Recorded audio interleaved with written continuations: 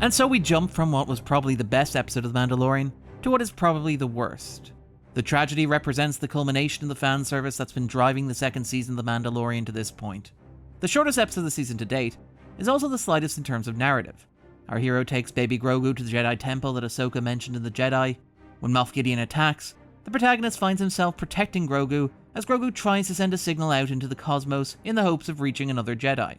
We've talked before about how the narrative language of The Mandalorian imports a lot of the tropes of video games, most notably the video game's side quest narrative structure.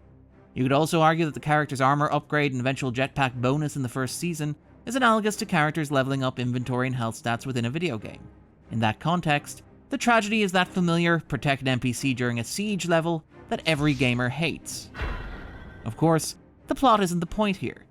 It becomes very clear very early on that the entire point of the tragedy is to serve as a showcase for how badass Boba Fett is, with Tamora Morrison returning after his brief cameo in the season premiere to deliver lots and lots of ass-kicking.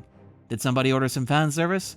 Because we've got a piping hot delivery. Pizza going out. Come on! The tragedy aims to do for Boba Fett what the closing scenes of Rogue One did for Darth Vader, to comfortably reassure nostalgic audiences that this beloved old character was really a weapon of mass destruction all along.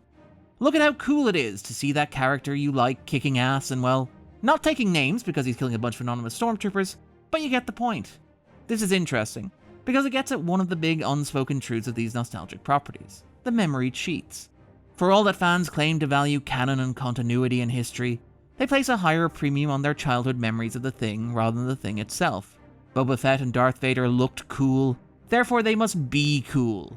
It doesn't matter how they were actually portrayed in the original films. Boba Fett was a character introduced in the Star Wars Holiday Special to sell action figures. However, his on-screen portrayal in the original films never treated him as particularly badass. In Return of the Jedi, he hangs around Jabba's palace unsuccessfully chatting up the dancers, before Han Solo accidentally trips his jetpack and sends him careening into the side of a barge and to his death, like a character from a 30s slapstick. The joke in that case was that Boba Fett really wasn't all that. In case audiences didn't get that point, Lucas would reiterate it in the prequels. Boba's father Jango, and the basis of him as a clone, serves as the basis for an army of stormtroopers who cannot hit the broadside of a barn. Despite being introduced as a big deal, Jango dies unceremoniously at the climax of Attack of the Clones, where he is mauled by a space rhino and then casually decapitated by Mace Windu. However, fans have spent decades fetishizing Boba Fett, with a significant portion of the expanded universe dedicated to building up the character as a mimetic badass. So, it seems inevitable that the tragedy would become the Boba Fett Power Hour. You could say that it fetishizes him. It doesn't matter that Boba Fett's motivations are reduced to the sum of Star Wars cliches.